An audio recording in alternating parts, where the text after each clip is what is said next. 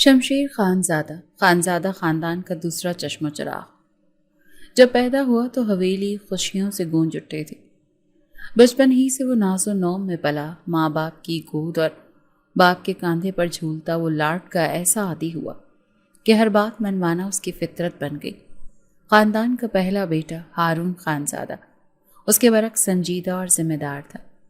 وہی باپ کی امید، حویلی کا وارث اور خاندان کی شان کہلاتا تھا۔ لیکن شمشیر وہ تو صرف چھوٹا تھا جسے سب نے کھلونا سمجھ کر پال لیا تھا۔ باپ اکثر کہا کرتا تھا ہارون میرا بازو ہے اور شمشیر دل کی دھڑکن، پر دل کی دھڑکن اگر قابو میں نہ ہو تو بربادی کا سامان بن جاتی ہے، مگر یہ بات صرف وہی جانتا تھا۔ باقی سب تو شمشیر کی معصوم شکل پر فدا تھے۔ شمشیر کو شکار کا شوق وراثت میں ملا تھا۔ باپ کے ساتھ نہ صحیح، پر بھائی ہارون کے ساتھ اکثر وہ شکار پر نکلتا تھا۔ اسے تیر اندازی کا فن خاص طور پر پسند تھا، لیکن ہارون ہمیشہ محتاط رہتا۔ وہ کبھی غیر ضروری خون خرابے کا قائل نہیں تھا۔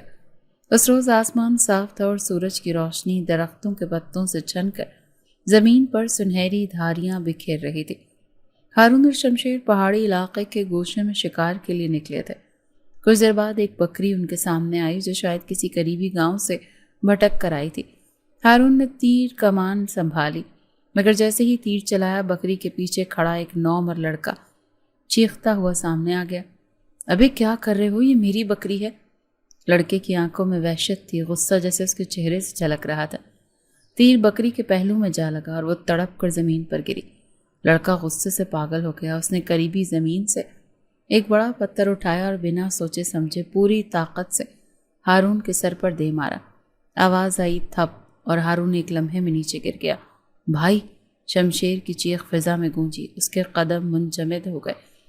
خون، خاموشی اور گرتی سانسوں کی صدا۔ ہارون کی آنکھیں کھلی کی کھلی رہ گئیں اور اس کے ہونٹ خاموشی سے جدا ہو گئے، جیسے کچھ کہنا چاہتے ہو۔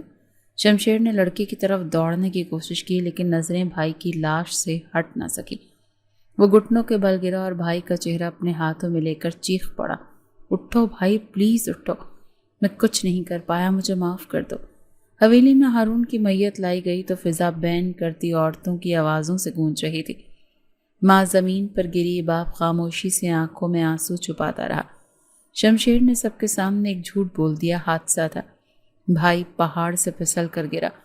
کسی نے سوال نہ کیا، سب نے یقین کر لیا، لیکن شمشیر نے اپنے دل میں کچھ اور ہی طے کر رکھا تھا۔ رات کے سناٹے میں جب سب سو چکے تو شمشیر حویلی کے آنگن میں بیٹھا بھائی کی تصویر دیکھ رہا تھا۔ آنکھوں سے آنسو بہہ رہے تھے اور دل میں ایک آواز گونج رہی تھی، میں قسم کھاتا ہوں بھائی، تیرے خون کا بدلہ لوں گا۔ تجھے مارنے والے کی نسلیں یاد رکھیں گی کہ شمشیر خانزادہ کا قہر ہے یہ۔ اسی لمحے اس کی آنکھوں میں ایک الگ چمک آئی۔ وہ لاڈلا اور بگڑا ہوا بچہ اس دن ایک مرد بن گیا تھا، ایک خطرناک مرد جو صرف ایک مقصد کے ساتھ زندہ تھا، اور وہ مقصد تھا انتقام۔ چاندنی رات میں اس کی آواز گونجی، اب کھیل شروع ہو چکا ہے۔ اس کی آنکھیں سوجی ہوئی تھیں، مگر وہ آنسو صرف تنہائی میں بہتا تھا۔ رات کے وقت جب سب سو جاتے وہ ہارون کے کمرے میں جا کر دیر تک بیٹھتا، بھائی کی الماری کھولتا، اس کے کپڑوں کو چھوتا، اس کی گھڑی کلائی پر باندھتا اور خود سے کہتا، میں اب تیرا وقت ہوں بھائی، اب تیرا ہر لمحہ میں جیوں گا اور تیرے قاتل کا ہر لمحہ میں ختم کروں گا۔ 2 دن گزر چکے تھے۔ تیسری رات شمشیر اپنے کمرے کی چھت کو گھورتے ہوئے لیٹا تھا۔ اچانک وہ اٹھ بیٹھا، میز سے بھائی کی تصویر اٹھائی اور زمین پر بیٹھ گیا۔ یہ سب ایسے ختم نہیں ہو سکتا بھائی، جس نے تمہیں مارا وہ یوں ہی نہیں بچ جائے گا، تمہارا خون پانی نہیں ہے۔ اسی لمحے دروازے پر دستک ہوئی، خادم نیاز اندر آیا، ہاتھ میں ایک چائے کا کپ تھا۔ صاحب کچھ کھا لیجئے، 3 دن ہو گئے ہیں۔ شمشیر نے کپ لے لیا پر کچھ بولا نہیں۔ نیاز کو جھجکتے ہوئے بولا، صاحب وہ لڑکا جس دن آپ شکار پر گئے تھے اسی دن نیچے والی سڑک پر ایک ٹرک کا حادثہ ہوا تھا، کہتے ہیں ایک لڑکا وہاں مارا گیا۔ شمشیر کے ہاتھ سے کپ چھوٹا، چائے قالین پر بکھر گئی۔ کیا کہا تم نے؟ کیسا حادثہ؟ کون لڑکا؟ صاحب وہی جو اکثر بکریاں چرا کر پہاڑ پر لاتا تھا، وہی عمر، وہی لباس، لوگ کہہ رہے تھے وہی تھا۔ شمشیر نے نیاز کو جانے کا اشارہ کیا۔ دروازہ بند ہوتے ہی وہ اٹھا، تیزی سے اپنی جیب سے فون نکالا اور علاقے کے ایک بندے کو فون ملایا جو ہر خبر رکھتا تھا۔ میں جاننا چاہتا ہوں اس دن جو ٹرک حادثہ ہوا اس میں مارا جانے والا لڑکا کون تھا؟ دوسری طرف سے کچھ دیر بعد جواب آیا، نام نہیں پتا پر عمر 17-18 سال، جسم پر بکریوں کے نشان اور ایک ہاتھ میں کمان کا زخم تھا۔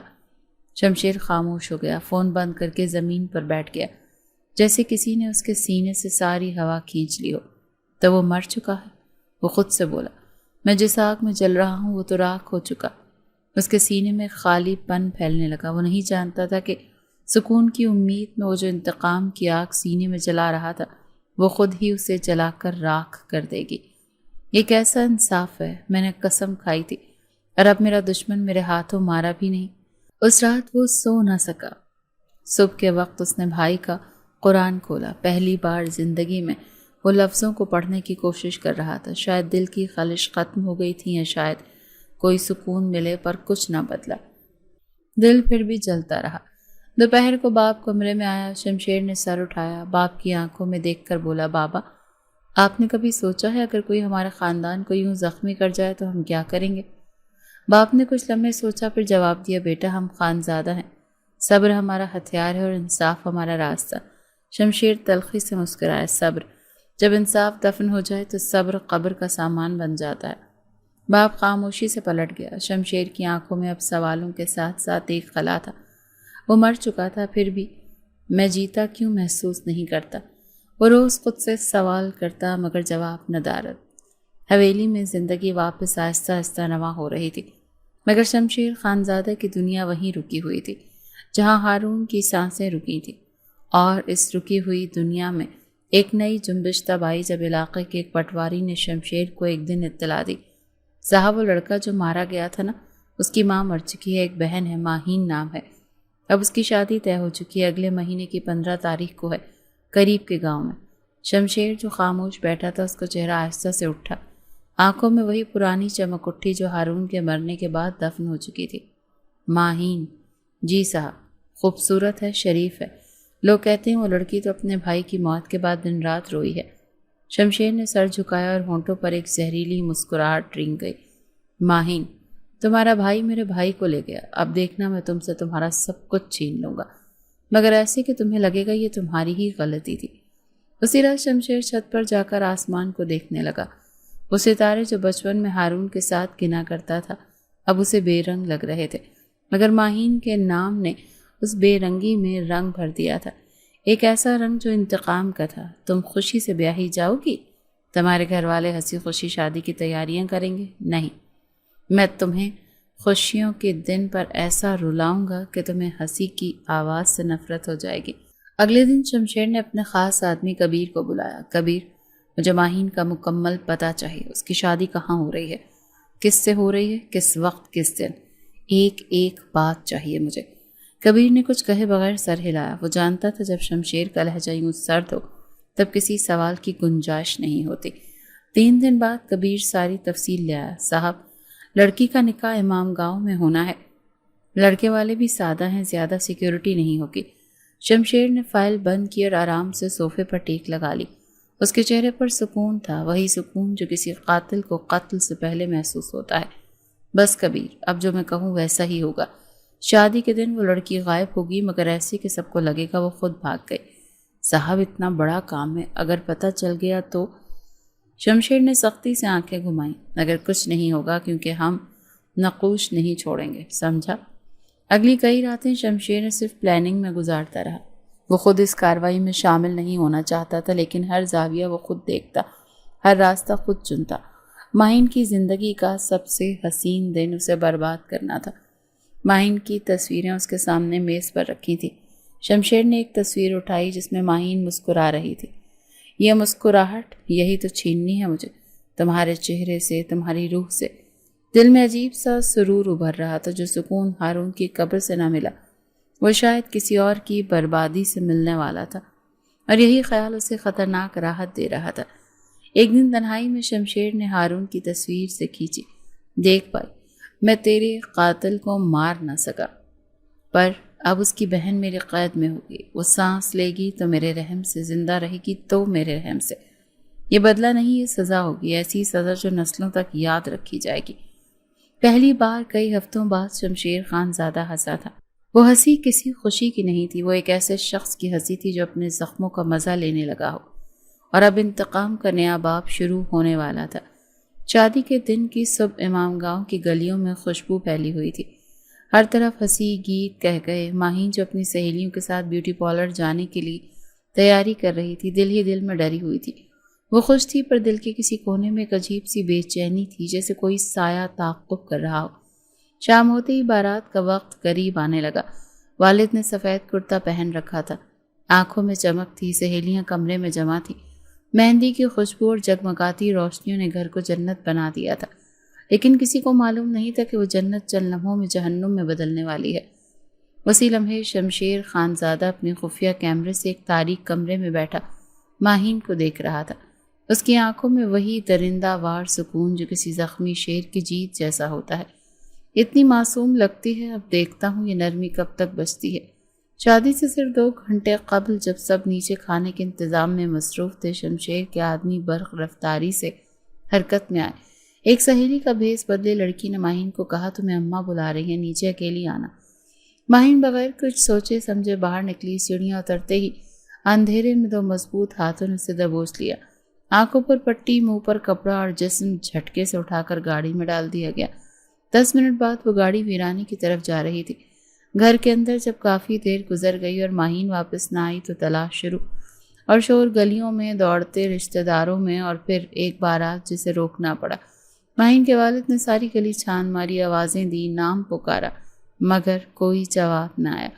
جب خبر پھیلی کہ دلہن غائب ہے تو لڑکے والے ناراض ہو کر واپس پلٹ گئے، اور وہ گھر جو ابھی چند لمحے قبل خوشیوں سے گونج رہا تھا، ماتم کدا بن گیا۔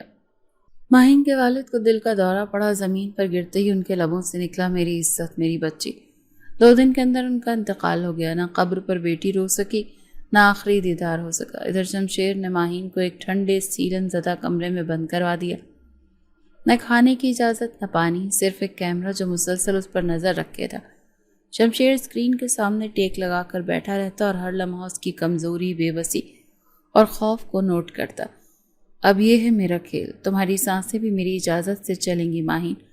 وہ سرغوشی کرتا جیسے وہ اسے سن سکتی ہو۔ 3 دن کی بھوک، پیاس، اندھیرے اور خاموشی نے ماہین کی حسیات مفلوج کر دی۔ وہ چیختی رہی، دروازہ پیٹتی رہی، روتی رہی، مگر کوئی جواب نہ، صرف سرد دیواریں تھیں۔ تیسرے دن شام کے وقت شمشیر نے کیمرے پر دیکھا ماہین فرش پر بے سدھ پڑی ہے۔ اس کی سانس ہلکی ہے، ہونٹ خشک اور آنکھیں بند۔ وہ لمحہ جس کا وہ منتظر تھا آن پہنچا۔ اس نے ایک گہرا قہقہا لگایا، ایسا قہقہا جو کسی دشمن کی تڑپ پر خوشی سے پھوٹتے ہیں۔ اب آئی ہو نا اصل زندگی میں۔ کمرے میں وہ اکیلا تھا، مگر ماحول جیسے اس کے قہقہے سے دہل گیا تھا۔ شمشیر نے حکم دیا، اسے ہوش میں لاؤ، نہ زیادہ نہ کم، بس اتنا کہ یاد رہے کہ کس نے کیا ہے۔ ماہین کو نیم ہوشی میں ایک نرم بستر پر لٹا دیا گیا، جسم پر نرم چادر، پاس ایک جگ پانی کا، مگر کیمرہ اب بھی اس پر نگاہ رکھے ہوئے تھا۔ شمشیر کی نگاہوں میں ایک عجیب سی چمک تھی، جیسے کسی نے اپنا کھویا ہوا خزانہ پا لیا ہو۔ تمہارا جسم اب میری قید میں ہے ماہین، اب میں طے کروں گا کہ کب تمہیں روشنی ملے گی، کب اندھیرا، کب خوشبو اور کب زہر۔ شمشیر نے اپنے سامنے لگی اسکرین کو ہاتھ سے چھوا، جیسے کسی چہرے کو محسوس کر رہا ہو۔ تمہاری عزت، تمہارا سکون اور تمہارا غرور، اب یہ سب میری مرضی سے ہے۔ کیمرے کی آنکھ میں قید ماہین کا وجود صرف ایک شروعات تھا، مردانہ تسلط کا وہ مرحلہ جو شروع ہو چکا تھا، جہاں شمشیر کو کسی قانون کا خوف نہیں تھا اور نہ ہی کسی پچھتاوے کی پرچھائیاں۔ ماہین کو ہوش آیا تو کمرے میں ہلکی روشنی تھی۔ وہ دھیرے سے آنکھیں جھپکنے لگی، جسم ٹوٹا ہوا لگ رہا تھا اور دماغ خالی سا۔ یادداشت میں سب کچھ الجھا ہوا تھا، جیسے خواب اور حقیقت آپس میں گڈ مڈ ہو گئے ہوں۔ چند لمحے بعد اسے اپنے ہاتھوں میں کپ کپاہٹ محسوس ہوئی۔ وہ سیدھی ہو کر بیٹھنا چاہتی تھی، مگر جسم نے ساتھ نہ دیا۔ تبھی دروازہ کھلا اور اندر شمشیر خانزادہ داخل ہوا، سفید لباس میں پرسکون چہرہ لیے۔ اٹھ گئیں تم؟ اس کی آواز میں ایک عجیب سا سکون اور تحکمانہ زہر تھا۔ ماہین نے نظر اٹھا کر دیکھا، نظریں ملیں اور وہ پیچھے کو سمٹ گئی۔ مجھے جانے تو پلیز، میں نے کچھ نہیں کیا۔ شمشیر نے قہقہا لگایا، نہ تم نے کچھ کیا، نہ تمہیں کچھ کرنا ہے، اب جو ہوگا وہ میری مرضی سے ہوگا۔ اس نے ہاتھ کے اشارے سے ملازم کو بلایا۔ ایک مقامی مولوی کو اندر لایا گیا، جس کی آنکھوں میں جھجک تھی۔ شمشیر نے کہا، نکاح پڑھاؤ اور گواہ موجود ہیں۔ ماہین کی آنکھیں پھٹی کی پھٹی رہ گئی۔ وہ چیخی، چلائی، منتیں کی، لیکن کوئی اثر نہ ہوا۔ یہ نکاح نہیں، زبردستی ہے۔ وہ دھاڑی۔ شمشیر نے جھک کر اس کی ٹھوڑی پکڑی اور سرد لہجے میں بولا، قانون تمہارے آنسو نہیں دیکھتا، بس دستخط مانگتا ہے، اور آج تم پر صرف ایک قانون چلے گا، اور وہ ہے شمشیر خان زادہ کا۔ ماہین کی چیخوں کے درمیان نکاح پڑھایا گیا۔ اس کے ہونٹ کانپتے رہے، الفاظ گلے میں اٹکتے رہے، مگر نکاح مکمل ہو گیا تھا۔ شمشیر نے سجدہ شکر ادا کیا جیسے کسی نے دشمن پر فتح حاصل کر لی۔ اس رات کے اندھیرے میں حویلی کے اندر وہ کمرہ روشن تھا جہاں شمشیر نے ماہین کو رکھا۔ کمرہ مہنگے پردوں، نرم بیڈ اور خوشبوؤں سے بھرا تھا، لیکن ماہین کے لیے وہ کمرہ قید سے زیادہ نہیں تھا۔ دروازہ بند ہوا، شمشیر نے اپنی قمیص کی آستینیں چڑھائیں اور بیڈ کے قریب آ گیا۔ ماہین ایک طرف سرکنے لگی۔ خدا کے لیے، میں تمہاری بیوی ضرور ہوں، مگر زبردستی یہ ظلم ہے۔ شمشیر کا چہرہ سخت ہو گیا۔ تمہیں صرف ایک بات سمجھتی ہیں، آج کی رات تمہاری قسمت نہیں، میری فتح ہے۔ پھر وہ لمحے آئے جنہیں لفظوں میں بیان کرنا ممکن نہیں تھا۔ ماہین پر جسمانی اور ذہنی تشدد کے وہ اثرات چھوڑے گئے جو زندگی بھر کا داغ بن گئے۔ شمشیر کا لمس، اس کا انداز، اس کی زبردستی، سب کچھ حیوانی تھا۔ ماہین بے بس رہی، وہ روتی رہی، پر وہ رونا چار دیواری کے اندر ہی دفن ہوتا رہا۔ جب سب کچھ ختم ہوا، وہ فرش پر گھٹنوں میں سر دیے بیٹھی رہی۔ اس کی سانسیں بکھری ہوئی تھیں، آنکھیں سرخ اور جسم کانپتا ہوا۔ شمشیر نے پلنگ کے کنارے بیٹھ کر سگریٹ سلگایا۔ دھواں فضا میں پھیلتا گیا، جیسے اس ظلم کو چھپانے کی کوشش کر رہا ہو۔ اب تم میری ہو، چاہے دل سے نہ صحیح جسم سے تو ہو، اس نے کہا۔ ماہی نے نظر اٹھا کر اسے دیکھا جیسے کسی درندے کو دیکھ رہی ہوں۔ تم نے سب چھین لیا، میرا وجود، میری عزت، میری پہچان۔ شمشیر نے ایک پل کو خاموشی اختیار کی، پھر آہستہ سے بولا، نہیں، ابھی سب کچھ نہیں چھینا، تمہاری سانسیں باقی ہیں، اور وہ بھی میں چاہوں گا جب رکیں۔ رات گزر گئی لیکن وقت جیسے رک گیا تھا۔ ماہین نے فرش پر ہی بیٹھے بیٹھے نیند کی جھوٹی آغوش میں پناہ لے لی۔ صبح کی روشنی کمرے میں داخل ہوئی تو ماہین کی آنکھیں سوجی ہوئی تھیں، چہرہ زرد اور سانسیں بوجھل۔ اس کے جسم پر وہ رات کی خاموش نشانیاں تھیں جنہیں صرف وہی محسوس کر سکتی تھی۔ وہ بستر سے نہیں اٹھی بلکہ یوں ہی لیٹی رہی، جیسے کسی قبر میں دفن ہو اور سانس لینا بھی ایک سزا ہو۔ دروازہ کھلا، شمشیر خان زادہ اندر داخل ہوا، ہاتھ میں چائے کا کپ اور چہرے پر فاتحانہ سکون۔ اٹھو، تمہیں تازہ ہوا میں لے جانا ہے، زندہ لوگوں کی طرح جینا سیکھو۔ ماہین نے سر اٹھایا، نظریں ملائیں اور پھر دھیرے سے کہا، زندہ؟ تم نے تو مرنے سے بھی بدتر حال کر دیا۔ شمشیر نے طنزیہ مسکراہٹ دی، یہ تو شروعات ہے، تم جتنا کمزور بنو گی میں اتنا ہی طاقتور محسوس کروں گا۔ گھر کے عقبی حصے میں ایک کھلا صحن تھا جہاں صبح کی ٹھنڈی ہوا اور سورج کی پہلی کرن پڑتی تھی، مگر اس جگہ کو شمشیر نے عذاب گاہ بنا دیا تھا۔ ماہین کو بارش میں کھڑا کیا گیا۔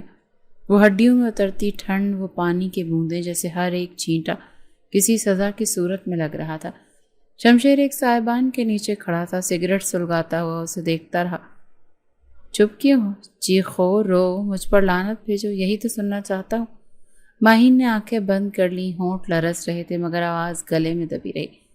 2 گھنٹے بعد اسے اندر لایا گیا، کپڑے بھیگے، جسم تھر تھر کانپ رہا تھا۔ اسے ایک کمبل دیا گیا مگر وہ کمبل اس کی روح کی ٹھنڈک کو نہیں روک سکا۔ اگلے دن سورج کی شدت بڑھی، شمشیر نے اسے دھوپ میں کھڑا کروا دیا، نہ پانی نہ سایہ، صرف جلتی زمین اور جلتے لفظ۔ اب تمہیں احساس ہوگا کہ آزادی کی قیمت کیا ہوتی ہے۔ تم تو صرف ایک بہن تھی، تمہارا بھائی میرا سب کچھ چھین کر چلا گیا۔ اب میں تمہیں ہر روز یاد دلاؤں گا کہ تم اس کی باقیات ہو۔ ماہین کے قدم لڑکھڑانے لگے مگر وہ گرتی نہیں تھی۔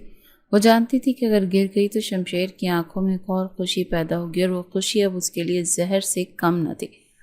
رات کے وقت جب وہ اپنے کمرے میں واپس لائی جاتی، وہ خاموش بیٹھ جاتی، دیواروں سے باتیں کرتی یا کھڑکی کے باہر چاند کو دیکھتی رہتی تھی۔ کیا تم سن سکتے ہو؟ وہ چاند سے سرگوشی کرتی۔ کیا تم بھی گواہ ہو نہ اس قید کے؟ کیا تم میری رہائی کا کوئی راستہ دکھا سکتے ہو؟ شمشیر نے خفیہ کیمرے کے ذریعے ہر لمحہ اسے دیکھا، ہر کمزوری، ہر دعا، ہر آنسو۔ ایک دن اس نے ٹی وی آن کیا اور اس پر ماہین کے والد کے جنازے کی فوٹیج چل رہی تھی۔ دیکھو، تمہارے لیے وہ مر گیا، تمہاری عزت، تمہارا غرور، سب کچھ لے کر۔ تم نے سوچا بھی نہ ہوگا کہ تمہاری شادی کی رات تمہاری زندگی کی آخری خوشی بن جائے گی۔ ماہین کی آنکھوں میں اب آنسو نہ تھے، فقط ایک پتریلی خالی جگہ۔ تم جو کچھ کر رہے ہو تمہیں کبھی سکون نہیں ملے گا شمشیر خان زادہ، یہ ظلم تمہیں اندر سے کھا جائے گا۔ شمشیر نے قہقہ لگایا۔ سکون؟ میں سکون ڈھونڈنے نہیں آیا، میں صرف حساب برابر کر رہا ہوں۔ تم میرے انصاف کا حصہ ہو بس۔ ہر دن کی اذیت، ہر لمحے کی بے بسی نے ماہین کے اندر کچھ توڑنا شروع کر دیا، لیکن اس کے اندر کہیں ایک شعلہ بھی جاگنے لگا تھا۔ جو عورت کل تک خود کو محض شکار سمجھ رہی تھی، آج وہ خود سے سوال کرنے لگی، کیا میں ہمیشہ قید میں رہوں گی؟ کیا میرے نصیب میں بس یہی عذاب ہے؟ ماہین کو اب دن اور رات کا فرق سمجھ نہیں آتا تھا۔ کمرے کی دیواریں، دروازے اور کیمرے سب دشمن لگنے لگے تھے، مگر اسی دشمنی نے اس کے اندر وہ حوصلہ جگایا تھا کہ شاید اس ظلم کے بغیر کبھی پیدا نہ ہوتا۔ کئی دنوں کی خاموشی اور برداشت نے اب اس کے ذہن میں صرف ایک جملہ نقش کر دیا تھا کہ بچ نکلنا ہے، چاہے جان چلی جائے۔ شمشیر خانزادہ کو معلوم نہیں تھا کہ اس کی قید میں پلنے والی یہ لڑکی اب اس کی قید سے نکلنے کے لیے تیار ہے۔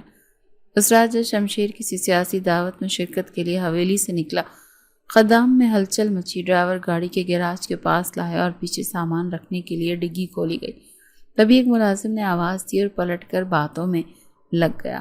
اسی لمحے ماہین، جو کسی طرح کھانا لانے والے ملازمہ کو چکر دے کر کمرے سے باہر نکلی تھی، وہ کئی دنوں سے راستے اور حرکات نوٹ کر رہی تھی۔ دیواروں کے سائے میں سے نکلتی خاموشی سے گاڑی کی کھلی ڈگی میں جا چکی۔ اس کا دل دھک دھک کر رہا تھا، پسینے سے بھیگا وجود کپ کپا رہا تھا، لیکن اس کی آنکھوں میں ایک ضد تھی، ایک زندہ رہنے کی خواہش۔ ڈگی بند ہوئی، گاڑی چلی اور ماہین تاریکی میں لپٹی خاموشی سے خود کو قابو میں رکھنے لگی۔ ہر جھٹکا، ہر موڑ اسے محسوس ہوتا، نہ وہ روئی نہ گھبرائی، بس ایک ہی دعا دل میں دہراتی رہی، یا اللہ بس ایک موقع، ایک نئی زندگی دے دے۔ تقریباً 1 گھنٹے بعد گاڑی ایک سرکاری عمارت کے باہر رکی۔ ڈرائیور اور شمشیر اترے، باتوں میں لگے رہے۔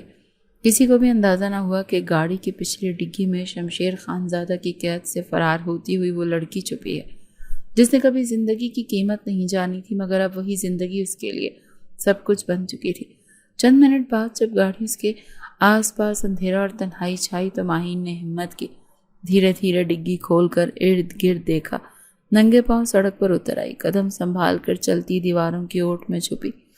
وہ اندھیرے میں گم ہو گئی۔ کئی گلیوں، کئی سنسان راستوں سے گزرتے ہوئے ایک چھوٹے سے بس اسٹاپ پر جا پہنچی۔ وہاں چند مسافر بیٹھے تھے۔ اس کے چہرے پر دوپٹہ اچھی طرح لپٹا تھا اور پرس سے کچھ پیسے نکالے جو اس نے پہلے ہی چھپا کر رکھے تھے۔ وہ جانتی تھی کہ یہ موقع زندگی کا آخری سہارا ہے۔ ایک پرانی بس شہر کی طرف جا رہی تھی۔ وہ چپ چاپ سوار ہو گئی، کھڑکی کے کنارے بیٹھتی، باہر تاریک راستوں کو دیکھتی رہی۔ آنکھوں میں آنسو تو تھے، مگر اب وہ بے بسی کے نہیں، ہمت کے تھے۔ ادھر شمشیر خانزادہ جب واپس آیا تو سب کچھ معمول کے مطابق لگا۔ وہ سگریٹ جلا کر ٹی وی آن کرنے لگا کہ اچانک اس کا دھیان کیمرہ فیڈز کی طرف گیا۔ ایک کمرہ خالی تھا، ماہین کا کمرہ۔ یہ کیا بکواس ہے، وہ دھاڑا۔ ملازم دوڑتے ہوئے آیا، کانپتی آواز میں بولا، صاحب ہم سمجھے آپ اسے ساتھ لے کر گئے ہیں۔ شمشیر کا چہرہ زرد پڑ گیا۔ وہ لمحہ جیسے وقت کا دھماکہ تھا۔ ڈھونڈو اسے، ہر جگہ، ہر سڑک، ہر بس اڈا، ہر اسٹیشن۔ مجھے وہ لڑکی چاہیے، کسی بھی قیمت پر۔ 1 گھنٹے کے اندر پورے شہر میں شمشیر کے آدمی پھیل چکے تھے۔ اس کا دماغ تھا جو قابو سے باہر ہونے لگا تھا۔ وہ کمرے کی چیزیں توڑنے لگا، شیشے، فائلیں، سب کچھ۔ وہ دیوار سے ٹکرا کر چیخا، تم میری تھی، صرف میری۔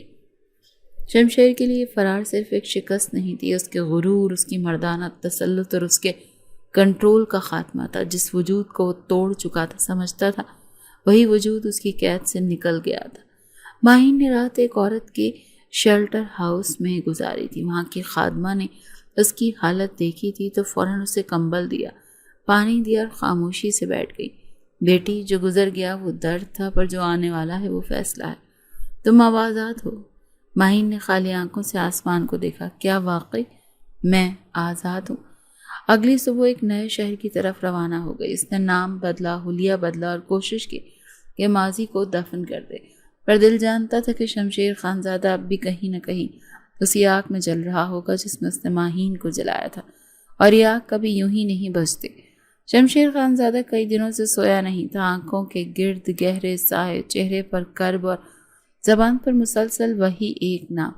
ماہین، جس لڑکی کو اس نے اپنی ضد، اپنی انا اور اپنے انتقام کا نشانہ بنایا تھا، آج وہی لڑکی اسے اندر سے توڑ رہی تھی۔ وہ شام جو کبھی اس کے لیے سکون کا وقت ہوتی تھی اب اذیت کا پہر بن گئی تھی۔ وہ سگریٹ پر سگریٹ جلاتا، کمرے میں چکر کاٹتا اور دیوار پر لگی اس خالی اسکرین کو گھورتا جس پر کبھی ماہین کی قید دیکھی جاتی تھی۔ کہاں چلی گئی ہو تم؟ وہ آہستہ سے سرگوشی کرتا، جیسے دیواروں سے جواب کی امید رکھتا ہو۔ تم میری تھی، میری، اور اب تم نہیں ہو تو یہ سب کچھ بیکار ہے۔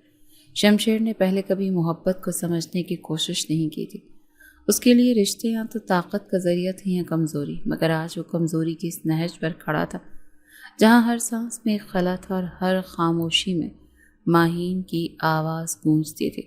وہ حویلی کے خالی ہال میں جا کر دیر تک بیٹھا رہا۔ اندھیرا بڑھتا گیا مگر وہ نہیں ہلا۔ تم نے کیا کر دیا ہے مجھے ماہین؟ تم تو قید تھی، اب میں قید ہوں۔ اس کی نگاہ سامنے لگی الماری پر گئی جہاں کبھی ہارون کی تصویر تھی، اب صرف ماہین کی تصویر تھی، خفیہ کیمروں سے لی گئی، خوفزدہ، خاموش، ٹوٹی ہوئی۔ شمشیر نے ان تصویروں کو ہاتھ میں لیا اور آہستہ سے چھوا، جیسے لمس سے کوئی بات پہنچانی ہو۔ میں تمہیں اذیت دینا چاہتا تھا لیکن آج ہر لمحہ خود اذیت میں جی رہا ہوں۔ تمہاری خاموشی، تمہاری آنکھیں اور تمہاری وہ چیخیں سب میرے اندر گونج رہی ہیں۔ پھر اس نے تصویر سینے سے لگا لی اور زمین پر بیٹھ گیا۔ اس کی حالت اب ایک عاشق کی نہ تھی، وہ ایک دیوانے کا عکس بن چکا تھا جو اپنی خواہش میں جل رہا تھا۔ کمرے میں لگا کیمرہ جو اب غیر فعال تھا اسے وہم سا ہو گیا تھا، جیسے وہ آنکھ آج بھی اسے دیکھ رہی ہو۔ میں پاگل ہوں، ہے نا؟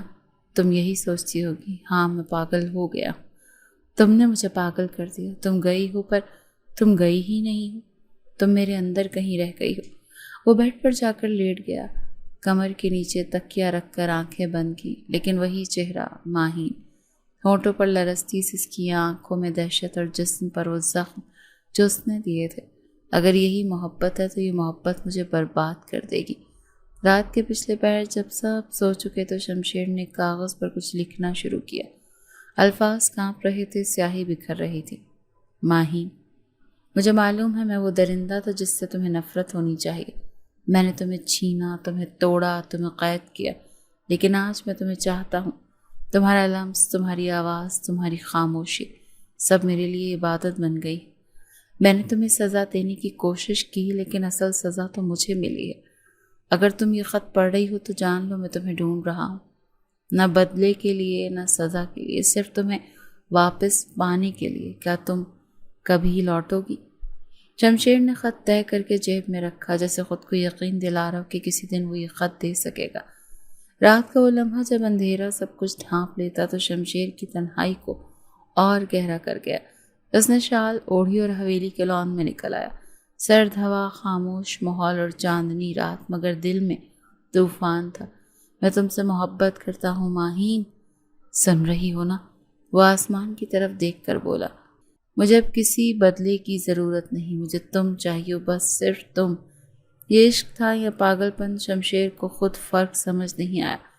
وہ صرف اتنا جانتا تھا کہ اب اس کے دن، اس کی راتیں، اس کی سانسیں سب ماہین کے نام ہو چکی تھیں، اور وہ لڑکی جو کہیں نہ کہیں زندگی کی تلاش میں تھی شاید اسی شدت کو محسوس کر رہی تھی، یا شاید وہ اسے کبھی نہ سمجھے۔ مگر شمشیر خانزادہ نے فیصلہ کر لیا تھا کہ وہ ماہین کو صرف اپنے اختیار میں نہیں بلکہ اپنے دل میں چاہتا ہے، اور یہ چاہت جنون سے کم نہیں تھی۔ ہر ایک دن اچانک کبیر کی کال آئی۔ صاحب، پتہ چل گیا ہے۔ شمشیر نے کانپتی آواز میں صرف ایک لفظ کہا۔ کہاں؟ لاہور کے نواحی علاقے میں، اپنی خالہ کی پرانی کوٹھی میں رہتی ہے۔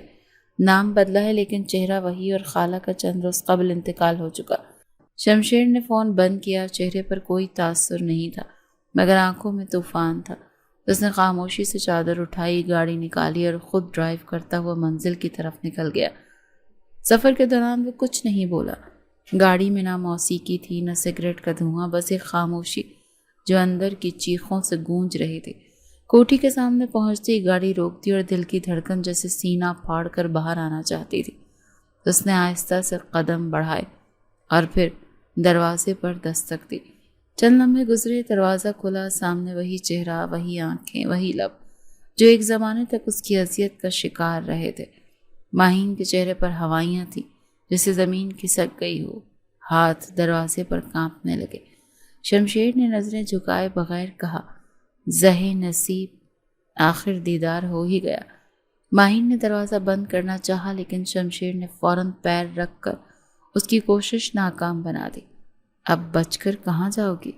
ماہین نے چیختے ہوئے کہا، دفع ہو جائے یہاں سے، مت چھونا مجھے، تم نے جو کیا میں مر گئی ہوں اسی دن۔ شمشیر نے ایک لمحے کو چپ سادھ لی، پھر دھیرے سے بولا، میں تمہیں لینے آیا ہوں، تمہیں دیکھنے آیا ہوں، تمہارے بغیر ہر دن ایسا گزرا جیسے میں خود اپنی قبر میں لیٹا ہوں۔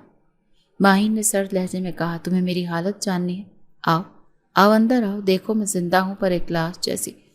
شمشیر اندر داخل ہوا۔ پرانی کوٹھی کی دیواروں پر خاموشی چھائی تھی، ایک الگ طرح کی اداسی ہر چیز پر ثبت تھی۔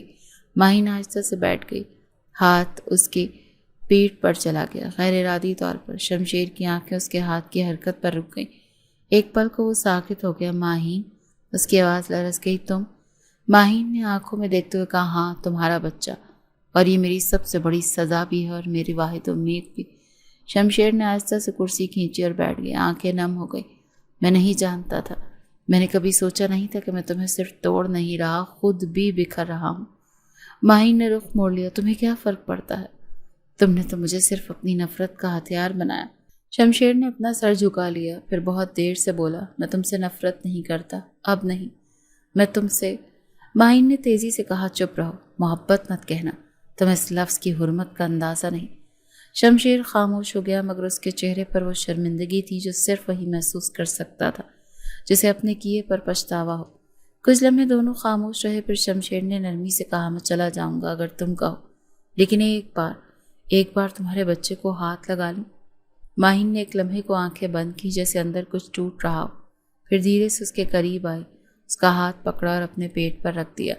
شمشیر کے ہاتھ کانپنے لگے، وہ لمحہ، وہ لمس، وہ دھڑکن جسے اس کے اندر کوئی نئی روح اتر رہی ہو۔ یہ تمہاری قید کی نشانی ہے، مگر شاید یہ قید میری آزادی بن جائے۔ ماہین کی آواز ٹوٹ گئی۔ شمشیر نے نظریں جھکائیں، اگر تم چاہو تو میں تمہاری زندگی سے ہمیشہ کے لیے نکل جاؤں گا، بس جاننا چاہوں گا میرا بچہ ٹھیک ہے۔ ماہین نے ایک سرد سانس لی، یہ بچہ میرے جسم میں ہے پر میری روح میں تمہاری درندگی کا عکس ہے، اسے پالوں گی پر تم سے الگ ہو کر۔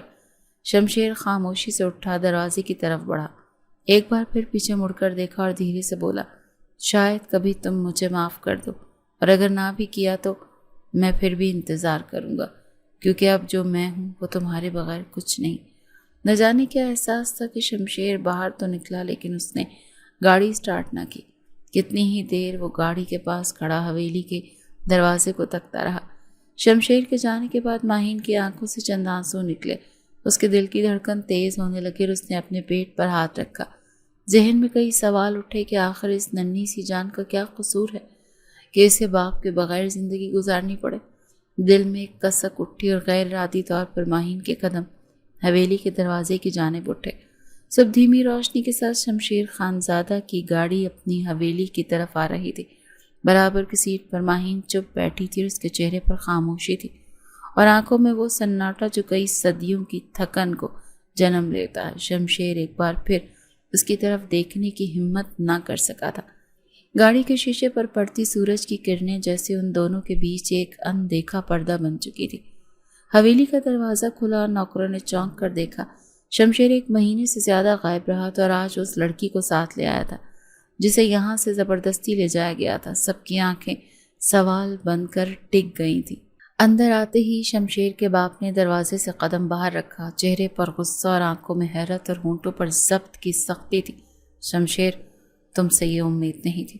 شمشیر نے گردن جھکا لی، بابا میں غلطی پر تھا، میں نے ایک معصوم سے انتقام لیا، لیکن اب میں اسے صرف عزت دینا چاہتا ہوں۔ باپ کا ہاتھ اٹھا اور شمشیر کے چہرے پر تھپڑ کی گونج سنائی دی۔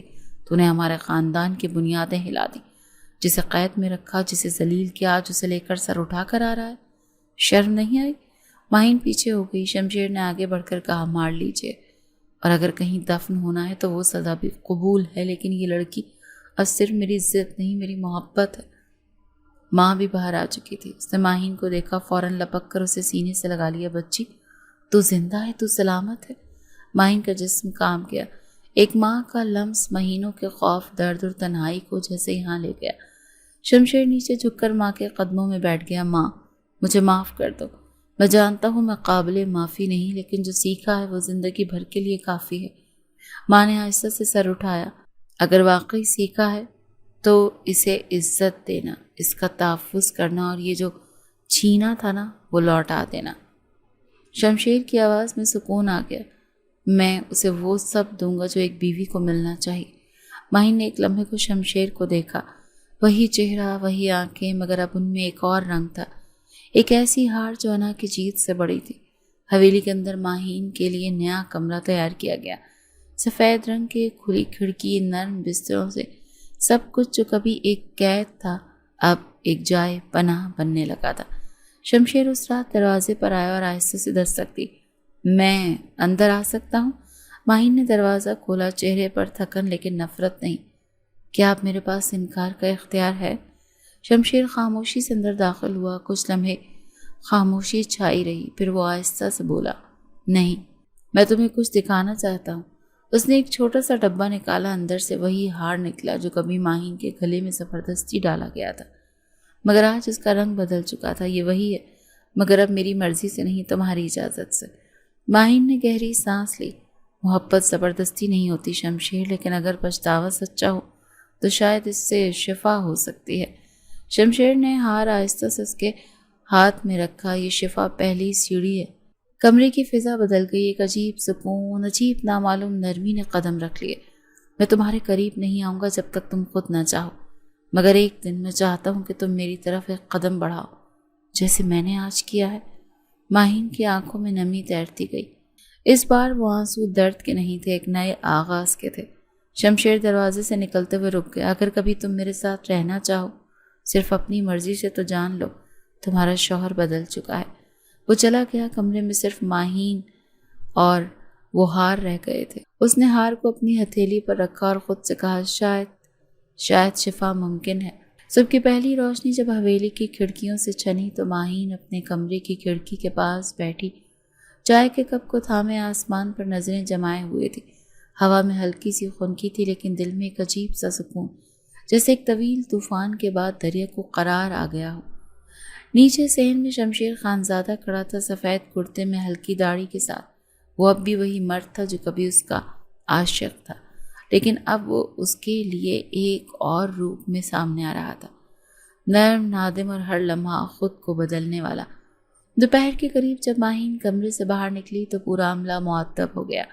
ایک ملازمہ نے آ کر سلام کیا، بی بی جی کھانے کا وقت ہو گیا، سب آپ کا انتظار کر رہے ہیں۔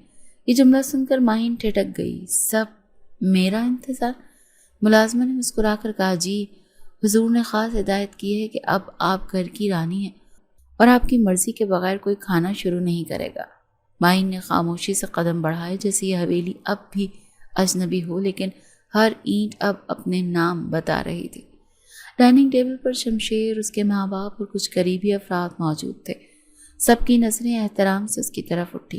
شمشیر کھڑا ہوا، کرسی پیچھے گیا اور دھیرے سے کہا، آئیے، آپ کا مقام یہاں ہے۔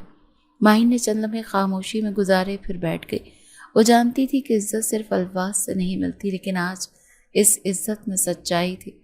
کھانے کے دوران باتیں رسمی تھیں، لیکن ماحول میں وہ تلخی نہیں رہی تھی جو ماضی کا حصہ تھی۔ سب نے محسوس کیا کہ شمشیر بدل چکا ہے اور اس کا بدلاؤ ماہین کے وجود سے جڑا ہے۔ شام کو جب شمشیر نے ماہین کو باغ میں چلنے کی دعوت دی، وہ تھوڑا سا ہچکچائی، پھر اس کے ساتھ چل پڑی۔ راستے میں خاموشی تھی، لیکن وہ خاموشی اب بوجھ نہیں، سکون تھی۔ کیا تم کبھی مجھے دل سے معاف کر پاؤ گی؟ شمشیر کی آواز نرم تھی۔ ماہین نے سر جھکا کر کہا کہ میرے زخم وقت لیں گے، لیکن تمہارا رویہ مرہم ہے جو اگر مستقل رہا تو شاید یہ درد کم ہو جائے۔ شمشیر رک گیا۔ میں نے وہ سب نہیں بھول سکتا جو میں نے کیا، پر اب جو کچھ بھی ہے وہ تمہاری مرضی سے ہوگا۔ تمہاری ہاں یا نہ میری زندگی کا فیصلہ کرے گی۔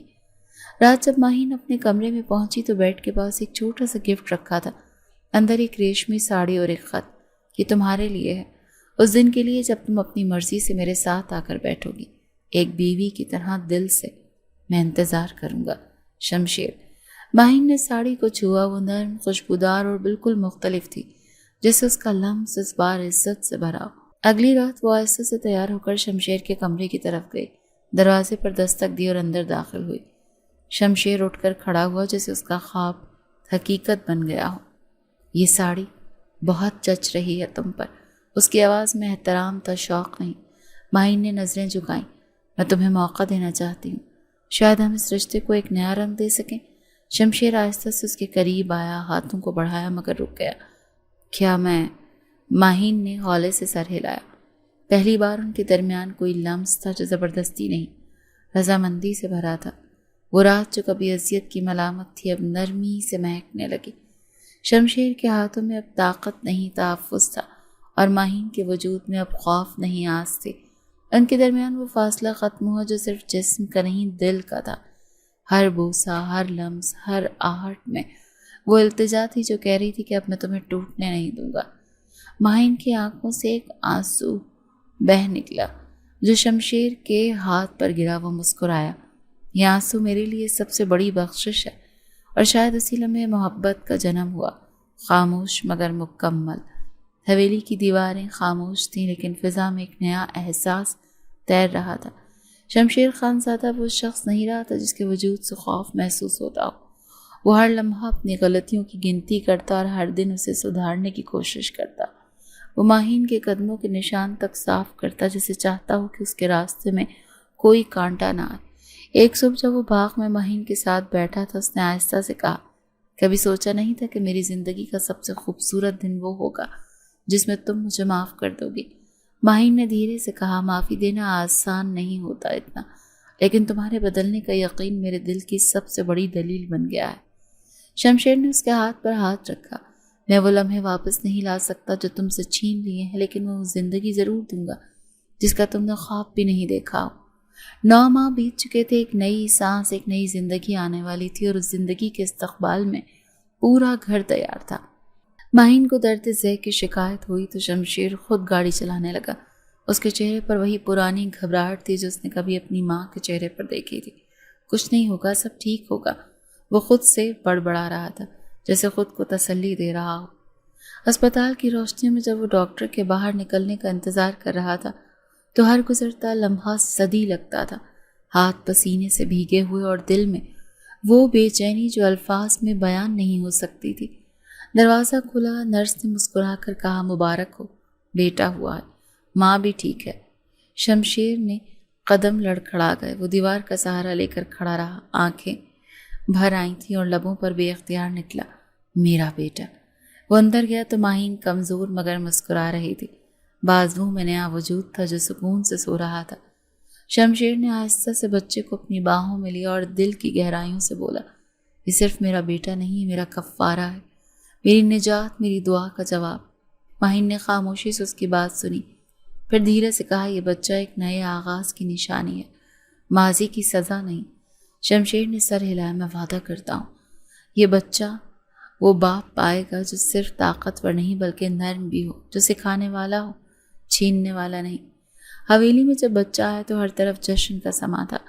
ماں باپ کی آنکھوں میں چمک، خادموں کے چہروں پر مسکراہٹ، اور ہر دیوار پر ایک نیا رنگ۔ شمشیر نے حویلی کے بڑے ہال میں سب کو جمع کیا اور بلند آواز میں کہا، آج میں صرف بیٹے کا باپ نہیں بنا، میں آج سے وہ شمشیر خانزادہ نہیں رہا جو کل تک تھا۔ سب خاموشی سے سن رہے تھے۔ ماہین پردے کے پیچھے کھڑی ہر لفظ کو اپنے دل میں جذب کر رہی تھی۔ شمشیر کی آنکھیں نم تھیں۔ میں نے غلطیاں کی، گناہ کیے، اذیت دی، لیکن اب میں ہر سانس میں ان کے لمحوں کا ازالہ کرنا چاہتا ہوں۔ ماہین نے قدم بڑھائے، سب کے سامنے آئی، بچے کو گود میں تھامے شمشیر کے برابر میں آ کر کھڑی ہو گئی۔ ماضی کی تلخیوں کو ہم نے جھیل لیا، اب ہمیں ان سے سیکھ کر جینا ہے۔ شمشیر نے اس کی طرف دیکھا، آنکھوں میں وہی نرم چمک تھی جو کبھی ماہین کو ناقابل یقین لگتی تھی۔ ماہین نے نرمی سے کہا، آج اگر میرے دل میں کچھ ہے تو وہ ماضی کا بوجھ نہیں، معافی کی روشنی ہے۔ شمشیر نے بے یقینی سے پوچھا، کیا تم نے مجھے معاف کر دیا؟ نہیں مکمل طور پر، لیکن میں معاف کرنے کے سفر پر نکل چکی ہوں، اور شاید یہ سفر ہمارے بیٹے کے ساتھ مکمل ہو۔ اس لمحے جو کبھی دشمن تھے، جو کبھی اذیت کے رشتے میں جڑے تھے، اب زندگی کے سب سے خوبصورت بندھن میں بن چکے تھے۔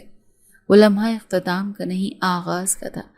ایک ایسی شروعات جہاں محبت کے پاس ماضی کا حساب نہیں تھا، صرف مستقبل کی ایک امید تھی۔